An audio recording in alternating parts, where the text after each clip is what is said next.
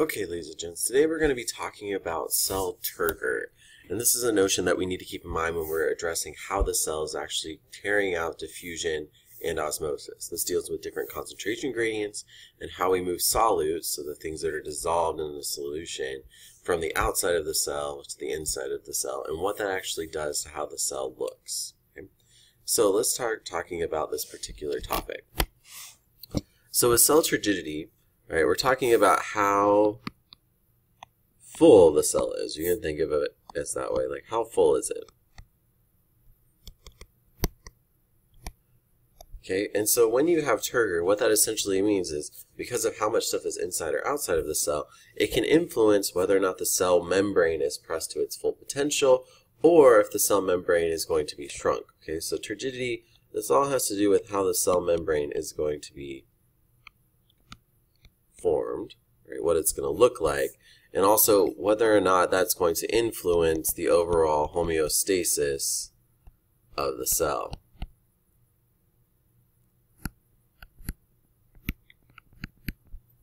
So cells want to maintain some kind of turgor pressure. The cells want to be a little bit inflated, right? So if you imagine just your normal cell, right, you've got your nucleus.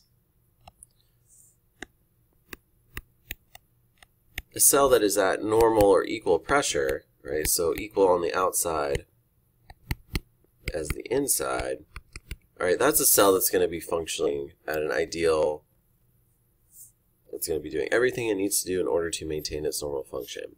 So with this equal inside and outside, that is what our cells want. They want to maintain that the same number or amounts of the same concentration of solute, so for whatever your substance is, so let's say it's salt ions, a solute concentration on the inside is going to be the same as the solute concentration on the outside. Okay, and we're going to get equal exchange. Stuff is going to move in and out. So this is all stuff that has to deal with diffusion. And we'll get to the different types of turgor pressure that you can see and what that can do to an actual cell. So again, diffusion, this is the passive transport of materials across a membrane. And if you recall, this is going from a high concentration to a low concentration, right? So if you've got more stuff on the outside than the inside, it's going to be moving from the outside to the inside. Okay. So if we've got, again, our cell membrane, we have our phospholipids that are polar and nonpolar. And remember, it forms a bilayer, so there are these on each side of the cell. Okay, and then so what's going to happen is that the material, whether the solute concentration is high out here, low in here, it's going to move across the membrane from high to low. So because of the movement of these particular molecules, we also have to keep in mind what is these molecules are in. So the solvent. So in biology, or in anatomy, when we're talking about what the solvent is, so whatever the thing that the solute is dissolved into, right, the solvent that we are going to be seeing the most of is water. And water is going to have a potential that it's going to use to move materials from one side of the membrane to the other. And we'll talk a little bit about water potential much later when we address some physiological functions, specifically with the kidneys.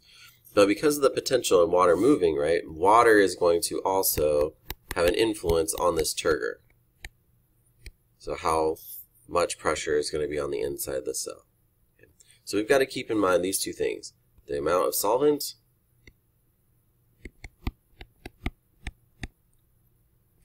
the amount of solute. So this is all based on types of solutions and the concentrations that are there. So let's look at different cells and what happens when we have variations from the inside and outside of our membrane. So one way that we can have cells that respond to this turgor pressure is if we take a normal cell. So in most of the cases when we're addressing a cell, your book, if you want to read your book, it likes to reference the blood cell, so red blood cells, erythrocytes, and how they actually respond when you take them from one solution and then change it into another. So by, say, changing your blood plasma, something like that, if we're talking about a real physiological function, or if we're literally taking our cell from one beaker and putting it into another. Okay, we're changing it. So if we've got a cell, all right, where solution A, the concentration of our solute, is equal to the concentration of the solute in solution B, you can guess that when we take our cell and transfer it into this other solution, our cell is going to maintain its normal function. Right? So we're going to keep constant Turgor pressure. This is again our ideal for many of our cells. Right? Most of our cells like this equal exchange between both sides. All right, so we get a constant pressure, we get equal ideal, and so that means we get equal exchange across our membrane. One common misconception that we have about these situations, about our solute and our solvent, is that the molecules don't move. That's wrong, right? The molecules are always going to be moving inside and outside of the membrane, even if they have the same amounts on both sides. Right? It's considered equal. In this situation that we have here, we call it isotonic. So iso, same, similar. So isotonic solutions, when we take our cell from one from one solution A to another solution that's the same, right? We're replacing it in isotonic. Everything is going to be equal. So we get equal exchange of our solutes. We also get equal exchange of water.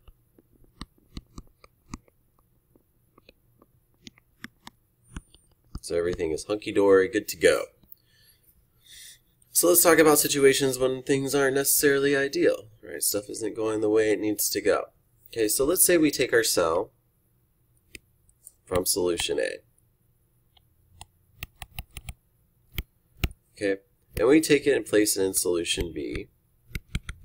But this time, our concentration of solute, right, we're going to increase the amount of solute that is in solution B. So we're going to increase the amount. So that means there is more dissolved solute.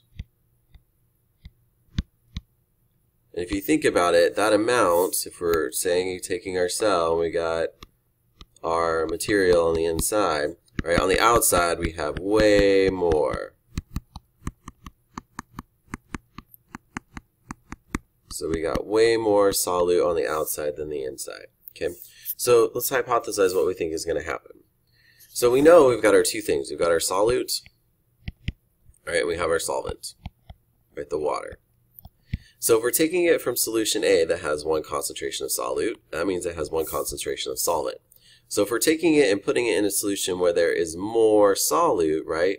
If we increase the amount of solute, what happens to the amount of solvent relatively, right? The amount of solvent is going to go down. So the amount of water inside of the cell is going to be greater than. So the water inside is greater.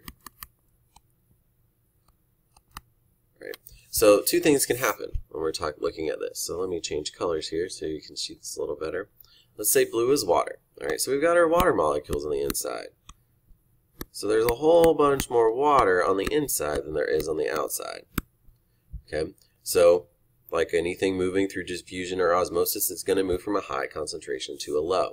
So our water is going to actually start leaving our cell. Water starts leaving, and then our solute, right, this solution, stuff on the outside, it's going to want to go in. Okay, so if we start losing water, as in water is leaving our cell, solute's coming in, right, we're going to start losing more water overall relative to our amount of solute. So what's going to happen is as we lose water, the pressure, the Turgor pressure is going to go down. So what's going to happen is our cell and our cell membrane, without that extra pressure pushing on the membranes to keep the cells expanded, they're going to shrink. So what happens is when you take it from a solution that has a much higher, from a low solution with a little bit of solute to something that has a whole lot more solution, our cells are going to shrink. Right? So our relative amount of solute is greater than on the outside than on the inside. So water is going to start to leave, right? There's less water on the outside. So if it leaves, that means it shrink, and we call this situation where our cells start to shrink hypertonic. So hypertonic means there's more solute on the outside, so our cells will shrink. This is a characteristic that we will see. Okay. So we've talked about isotonic, where everything is the same. Right? This is where we take our solution and we increase the amount of solutes, the stuff that's on the outside. So the stuff on the outside increases. So you get more dissolved solute. That means there's less water on the outside relative to the inside of the cell. So water is going to want to leave the cell to make things equal to the outside. Right? So you've got a greater concentration of water on the inside. So because of that, our cell is going to shrink. We're going to lose Turgor pressure. So in the last situation with our movement of materials from one side of the cell to the other is that if we have our cell, right, in a normal solution, so solution A, everything is hunky-dory, we have our concentration of solute, right, we'll take it from a situation from solution A to solution B, but this time what we're going to do is we're going to decrease the amount of solute. So our concentration is going to go down. Okay. So what's going to happen in this case if we got, again, our two things. We have our solutes. We have our solvent from our original. Okay. If we take it from a solution that is in this situation, right, the amount of solutes is going to go down. So what's the relative amount of solvent? It's going to go up. Okay, so the inside of our cell is going to have less solvent than the outside. Okay. So if we think about our cell again, right, if we draw one out here, right, we can say that this stuff on the inside is our solute. On the outside there's some, but not as much. So that stuff is going to want to leave the cell, so it's going to go out. Right, and we're going to get more solute on the outside, so that's going to leave the cell. But as we lose solute, what do you think is going to happen to the water? Okay, if there's way more water on the outside of our cell than on the inside, water is going to want to enter. So if water starts entering, right, the opposite of a hypertonic situation is going to happen. Right? If we start increasing the amount of water in the inside of our cell is actually going to expand. So as our water is moving in, right, due to osmosis, so water is going to move in, so that's going to increase the pressure,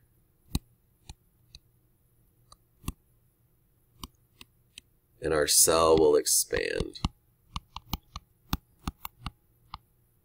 So if it expands, then boom, we're going to get a situation we call hypotonic. Right, so hypotonic means our cell is going to get bigger. Right, and that can lead to problems like our cells bursting if we put it into too much water. This is similar to what happens if you take something from the ocean, like a saltwater fish, and you put it into fresh water. You're taking it from a situation where there's a whole lot more dissolved solute around it normally into a place where there's less. So then this is going to cause the cells in the fish to die. Right? This is why fish have a very hard time going from salt water to fresh water and back and forth, because their cells aren't acclimated to that particular situation. Okay? So this goes into the last thing I want to address, and that is, again, with cell transport and the idea of why cells stay small.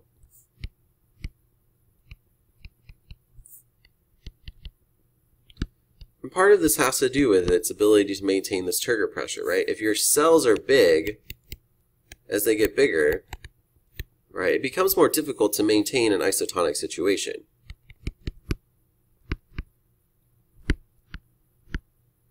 You're going to be responding to the stuff on the outside of the cell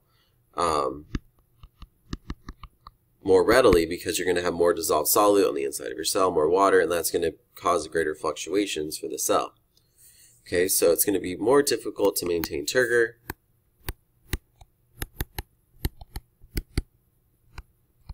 You also have your DNA in the cell. Okay, so if your cell gets too big, right, you're not going to have enough DNA to make sure that you're able to make all of your proteins.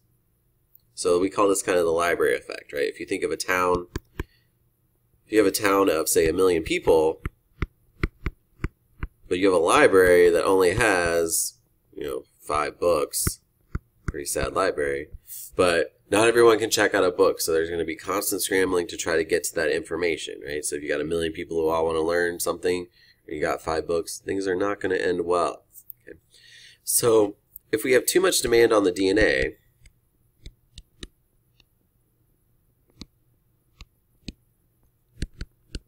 our cells won't function. We can't take advantage of the central dogma. We can't make proteins from our DNA that need to be used to carry out different reactions that occur. And then the last thing is surface area to volume ratio.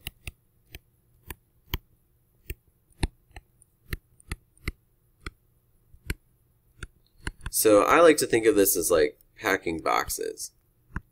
Right? If you've got, say, a small box, right, that's 1 by 1 by 1, right, and you're trying to figure out what to put in that box, right, that surface area of the box is pretty great, right? You can put a lot of the boxes in a place, but you can't put that much in the box.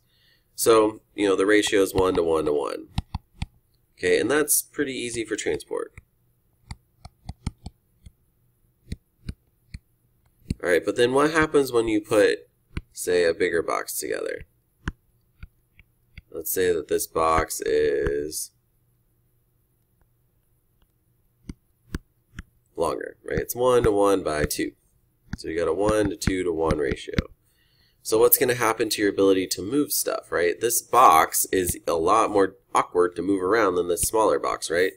And because of that, you can fit more stuff in the box, sure, right? But overall, you grasping it and carrying it is much more difficult. And the same thing happens in our cells, right? Yes, we can put more stuff in it, but our ability to move things in and out becomes more difficult. Also, you can think about this as a classroom versus a hallway, right? You've got your classroom, you've got your hallway, and you want to go from one end to the other. So if you're on this end here, right, I can get through my classroom to the other side of the room much more quickly than it takes me to get to the other end of the hallway. So the same thing applies to our cells, right? The bigger they get, the less efficient they are with moving stuff.